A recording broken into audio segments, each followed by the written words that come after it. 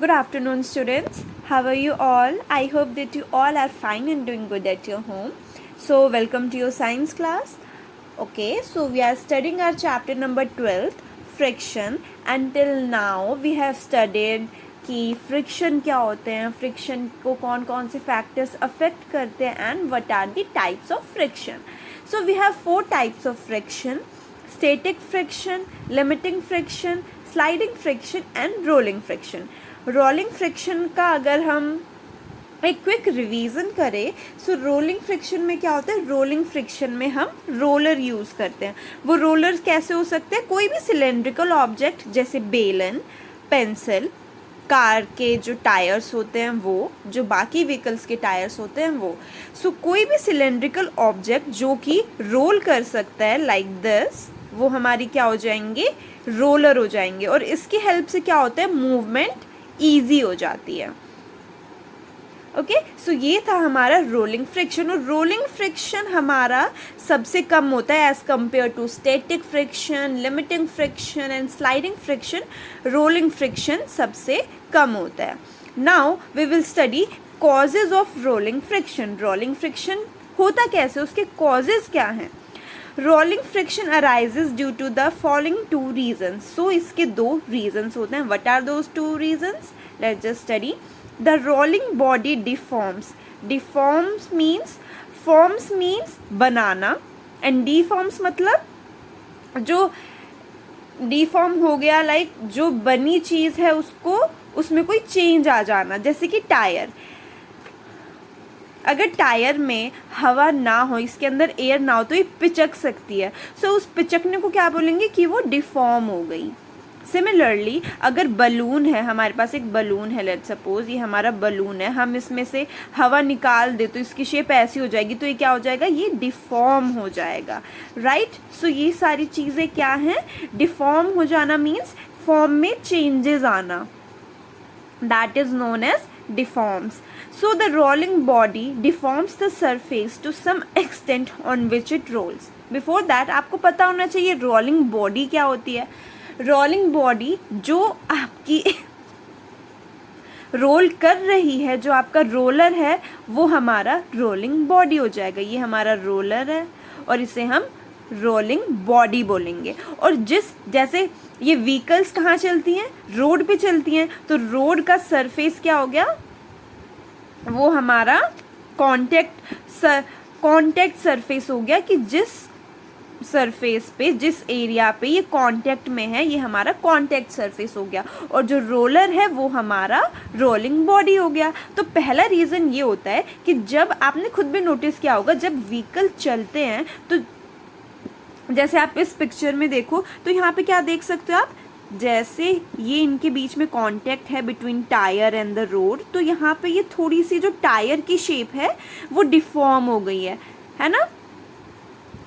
Plus tyre की shape तो थोड़ी डिफॉर्म हुई है, प्लस जो हमारा ये रोड है, रोड की भी ये जो जैसे मोस्टली हमारी रोड ऐसे होती है, बट टायर की वजह से वो भी थोड़ी सी, उसमें भी थोड़ी डिफॉर्मेशन आती है. सो in both tire and road, deformation can be observed when two surfaces are in contact with each other. क्योंकि जब ये एक दूसरे के कांटेक्ट में आती हैं तो वेट एक्सर्ट करती हैं, फोर्स लगती है. उस फोर्स की वजह से टायर और रोड दोनों में डिफॉर्मेशन हम ऑब्जर्व कर सकते हैं. सो पहला पॉइंट ये हो गया कि जो रोलिंग बॉडी है, यानी जो रोलर है, उसमें डिफॉर्मेशन आ जाती है. प्लस रोलिंग बॉडी की वजह से क्या होती है? जिस सरफेस पे ये रोल कर रही है उस पे डिफॉर्मेशन आ जाती है. एंड प्लस जो रोलिंग बॉडी इटसेल्फ, जो रोलिंग बॉडी है खुद भी, उसमें डिफॉर्मेशन आ जाती है, जैसे कि आप इस पिक्चर में देख सकते हैं. So both rolling body and the surface on which it is rolling, दोनों में ही डिफॉर्मिटीज़ आती हैं. और जब ये डिफॉर्मिटीज़ आती हैं, इसी की वजह से फ्रिक्शन प्रोड्यूस होता है. क्योंकि अगर ये बिल्कुल कम्प्लीटली रोल होता और स्मूथ होता तो क्या होता, ये ईजिली मूव कर जाता, बट ये यहाँ पे ईजिली मूव नहीं कर पाता। जस्ट लाइक ब्रेक्स कैसे काम करते हैं, जब आप ब्रेक लगाते हैं तो ये टायर क्या होते हैं, वो रुक जाते हैं। कैसे रुक जाते हैं, जब ये टायर्स रोड के सरफेस के साथ इंटरलॉक्ड हो जाते हैं, इंटरलॉकिंग हो जाती है इनकी, तब ये रुक जाते हैं, वहाँ पे हमारे ब्रेक्स काम करते हैं, राइट। सो इस वे में रोलिंग फ्रिक्शन ओरिजिनेट होता है, जब रोलिंग बॉडी और जो सरफेस होता है वो इंटरलॉक्ड हो जाते हैं। और इंटरलॉक्ड कब होते हैं, ये तो हमारा सिलेंडर और ये बिल्कुल प्लेन है। इंटरलॉक कब होते हैं, जब इन दोनों में डिफॉर्मिटीज़ आ जाती हैं।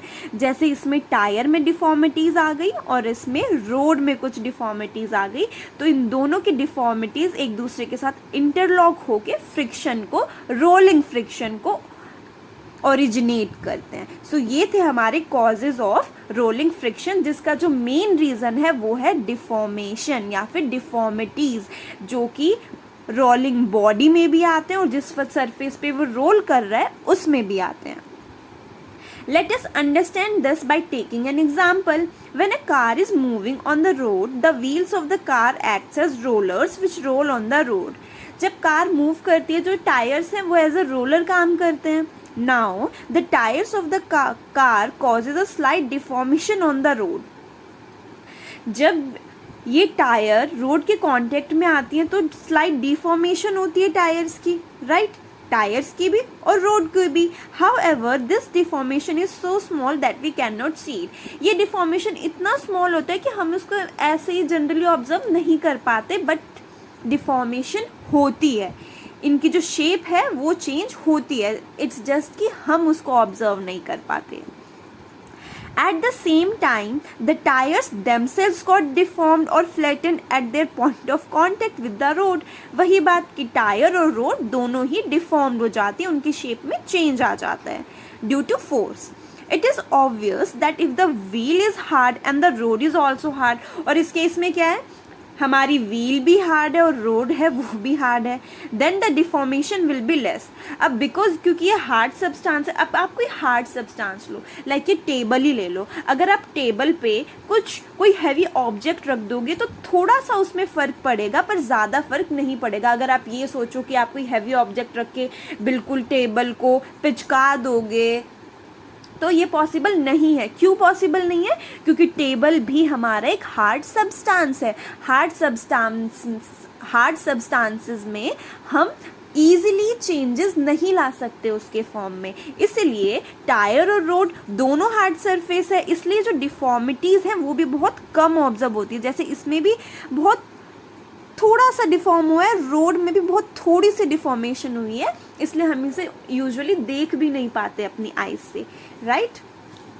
सो इस केस में क्या होता है, क्योंकि डिफॉर्मेशन ज़्यादा नहीं होती तो इंटरलॉकिंग इतनी स्ट्रांग नहीं होती, बस थोड़ी सी हो पाती है इंटरलॉकिंग, जिसकी वजह से लेस फ्रिक्शन प्रोड्यूस होता है, जो यहाँ पे गिवन भी है। Because wheel is hard and the road is also hard, then the deformation भी लेस होती है और जो रोलिंग फ्रिक्शन है वो भी लेस होता है, क्योंकि इंटरलॉकिंग ज़्यादा नहीं हो पाती। So we should have sufficient air pressure in the car tyre to reduce rolling friction. इसलिए कहा जाता है ना कि जो टायर्स होती हैं व्हीकल्स की, वो उनमें प्रॉपरली एयर भरी होनी चाहिए, क्योंकि जब उनमें प्रॉपरली एयर भरी होगी तो वो क्या करेंगी, लेस फ्रिक्शन को प्रोड्यूस करेंगे। कैसे, अब आप यही एग्जांपल लो, इस टायर में अच्छी खासी एयर भरी पड़ी है, इसलिए इसमें जो डिफॉर्मिटीज़ हैं वो कम हुई हैं और इंटरलॉकिंग भी कम है और कुछ टाइम के लिए है। बट अगर इसमें हवा नहीं होती तो ये वैसे ही पिचक जाता, और अगर ये पिचक जाता तो फिर तो ये चलने में ही हमें व्हीकल चलाने में दिक्कत आएगी। लाइक साइकिल का एग्जांपल लो आप लोग, अगर साइकिल के टायर में हवा नहीं हो तो क्या आप उस साइकिल को चला पाते हो इजीली? नहीं चला पाते, क्योंकि उस केस में क्या होता है, फ्रिक्शन बढ़ जाता है। फ्रिक्शन क्यों बढ़ जाता है? क्योंकि डिफॉर्मिटीज़ उसमें ज़्यादा हो जाती हैं। ये जो फॉर्म है, ये जो शेप है टायर की, वो चेंज हो जाती है, ज़्यादा डिफॉर्मेशन आ जाती है, जिसकी वजह से इंटरलॉकिंग भी बढ़ जाती है, और जब इंटरलॉकिंग बढ़ेगी तो फ्रिक्शन भी बढ़ जाएगा। सो ये था हमारा रोलिंग फ्रिक्शन का कॉज। सो विद दिस हमने अपने चारों टाइप्स ऑफ फ्रिक्शन को डिस्कस कर लिया है। नाउ वी विल डिस्कस कि ये जो फ्रिक्शन है इनके एडवांटेजेस क्या हैं और डिसएडवांटेजेस क्या हैं। So first we will study about advantages of friction. Friction के एडवांटेजेस और डिसएडवांटेजेस दोनों हैं, इसलिए हम इसे क्या बोलते हैं, नेसेसरी इविल। नेसेसरी भी है प्लस डिसएडवांटेजेस भी हैं, इसलिए एडवांटेजेस और डिसएडवांटेजेस दोनों हैं। So first we will study about advantages of friction. Many of our day-to-day activities would be very difficult in the absence of friction. Some of these activities are discussed below. Okay ये जो friction का phenomena है ये हमारी daily life में बहुत use आता है। हम रोज़ ये फ्रिक्शनल फोर्स एक्ट करती है हमारी डेली लाइफ में। कैसे देखते हैं। Friction enables us to walk. Friction की वजह से हम वॉक कर पाते हैं, क्योंकि जब हम अपना लेग अपना फुट ग्राउंड पे रखते हैं तो क्या होता है, दो सरफेसेस कांटेक्ट में आते हैं, एक हमारा फुट और एक ग्राउंड जो हमारा फ्लोर होता है वो। तो उन दोनों सरफेसेस ये जब कांटेक्ट में आते हैं तो इंटरलॉकिंग होती है और फ्रिक्शन जनरेट होते हैं। दैट्स वाई हम एक जगह पे खड़े हो पाते हैं और वॉक कर पाते हैं। We are able to walk because friction prevents us from slipping. अगर फ्रिक्शन ना हो अगर फ्रिक्शन ना हो तो हम स्लिप कर सकते हैं, बट क्योंकि दो सरफेस हमारे फुट और जो फ्लोर है उसके बीच में फ्रिक्शन प्रोड्यूस होता है, दैट्स वाई हम स्टेबल खड़े हो पाते हैं और वॉक कर पाते हैं। When we push the ground backward with our foot, the friction provides a forward reaction to our push and sends us forward. जैसा मैंने आपको चैप्टर के स्टार्टिंग में ही बताया था, हम जिस डायरेक्शन में फोर्स अप्लाई करेंगे फ्रिक्शन उसके अपोजिट डायरेक्शन में एक्ट करेगा, राइट। सो जब हम बैकवर्ड जाते हैं, मतलब पीछे की तरफ जाते हैं, when we push the ground backward with our foot, जब आप आगे की तरफ जाएंगे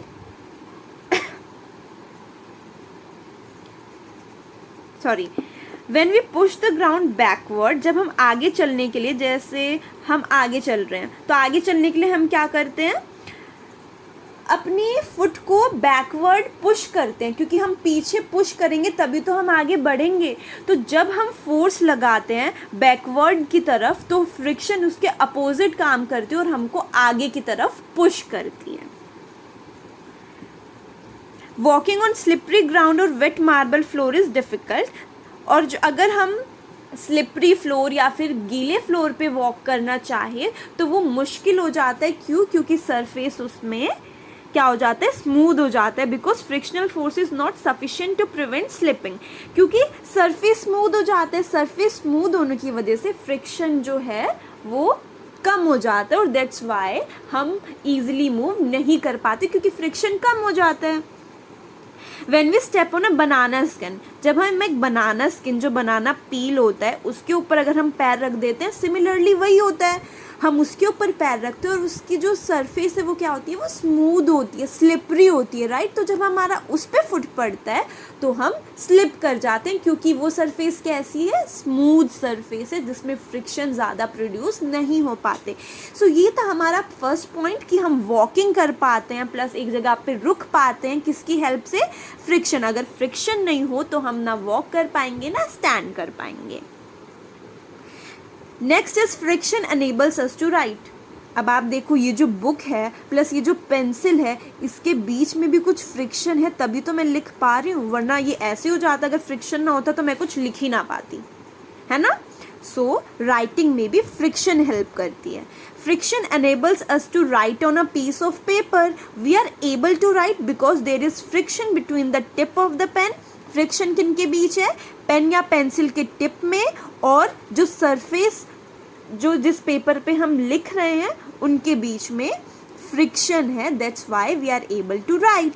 writing with the pen would have been impossible without friction, और अगर फ्रिक्शन नहीं होगी तो हम राइट नहीं कर पाएंगे। Next, friction enables us to fix nails. ये नेल्स आपके हैंड वाले नेल्स नहीं है, ये आयरन नेल्स हैं जो हम अपनी वॉल्स में लाइक लगाते हैं ना, फोटो फ्रेम टांगने के लिए, कैलेंडर टांगने के लिए, जो हम आयरन नेल्स जो कील बोलते हैं उनकी बात की गई है। सो यहाँ पे क्या होता है, जब आप आयरन नेल को वॉल पे स्टक करते हो, स्ट्राइक करते हो, तो क्या होता है, जो आयरन नेल होता है उसके पॉइंट पे और जो वॉल की सरफेस है, ये जब कांटेक्ट में आती है तो क्या होती है, फ्रिक्शन प्रोड्यूस होती है, और उसी फ्रिक्शन की वजह से जो आयरन नेल है वो उस पोजीशन पे टिका रहता है। Without friction nails and screws could not be use to hold things together.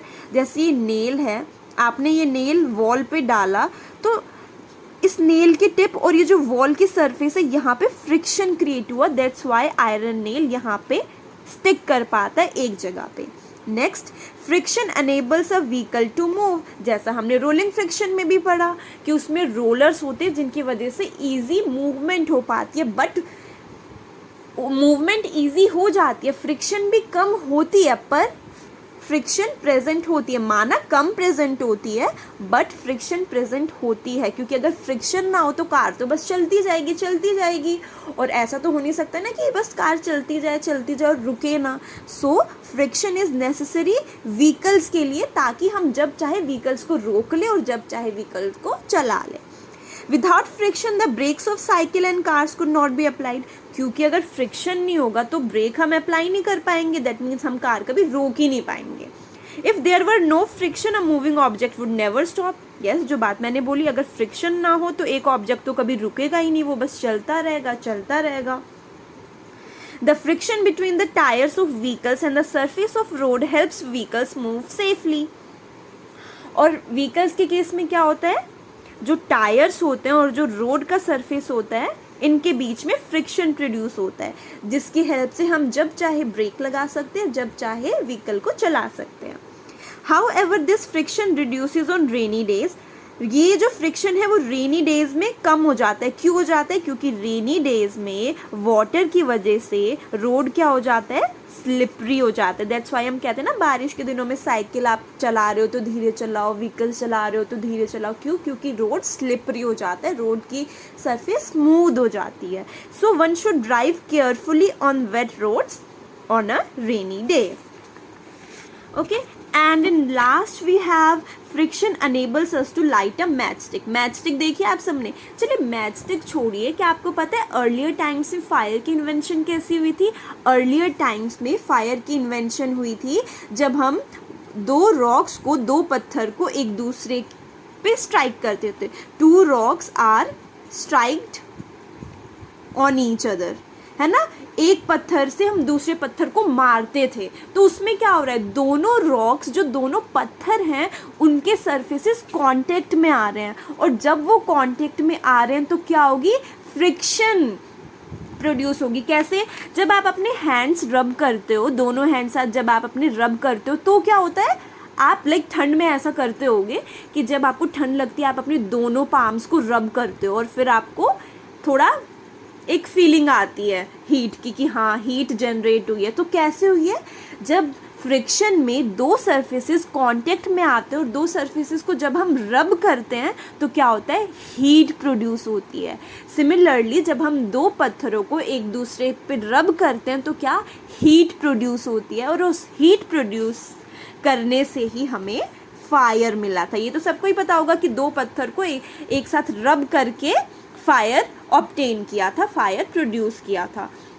Similarly matchstick के केस में क्या होता है, हम एक मैचस्टिक निकालते हैं और उस मैचस्टिक को, जो वो मैच बॉक्स होता है उसके जो साइड में कॉलम्स दिए होते हैं, उस पर क्या करते हैं, स्ट्राइक करते हैं, है ना, रब करते हैं। और जब आप उसको रब करते हो तो मैचस्टिक और जो मैच बॉक्स है उनके जो सरफेस क्या होते हैं, कांटेक्ट में आ जाते हैं, उनके बीच में फ्रिक्शन प्रोड्यूस होता है, और जब हम रबिंग करते हैं तो हीट प्रोड्यूस होती है, और उस हीट प्रोडक्शन के साथ क्या होता है, फायर जनरेट होती है। सो मैचस्टिक को जलाने में भी फ्रिक्शन ही हेल्प करती है। When we strike a matchstick against the side of the match box, आप क्या करोगे, ये आपका मैच बॉक्स है, ये आपकी साइड है, और ये आपकी मैचस्टिक है। तो मैचस्टिक की ये वाला जो सरफेस जब इसके कांटेक्ट में आएगा, जब आप इसको ऐसे रब करोगे, स्ट्राइक करोगे, तो क्या होगा, मैच बॉक्स और मैचस्टिक की जो सरफेस है वो कांटेक्ट में आएंगे, इनकी रबिंग होगी, इनकी रबिंग से हीट प्रोड्यूस होगी और अल्टीमेटली उस हीट से फायर प्रोड्यूस होगा। So the friction between the head of the matchstick and the side of the matchbox produces heat. और ये जो हीट क्या करता है, ये जो केमिकल्स प्रेजेंट होते हैं on the tip of the matchstick, इस हीट की वजह से ये केमिकल्स लाइट अप हो जाते हैं, यानी बर्न हो जाते हैं और फायर प्रोड्यूस होती है. सो आज की क्लास में हमने रोलिंग फ्रिक्शन पढ़ा, उसके कॉजेज पढ़े और एडवांटेजेस ऑफ फ्रिक्शन पढ़े कि फ्रिक्शन के क्या एडवांटेजेस होते हैं. सो फ्रिक्शन के डेली लाइफ में क्या एडवांटेजेस होते हैं? फ्रिक्शन के डेली लाइफ में एडवांटेजेस होते हैं कि उनकी वजह से हम वॉक कर पाते हैं, रन कर पाते हैं, राइड कर पाते हैं एंड व्हीकल्स चला पाते हैं, एंड ऑल्सो मैचस्टिक को भी लाइट हम फ्रिक्शन की हेल्प से ही कर पाते हैं. So that's it for today. Thank you.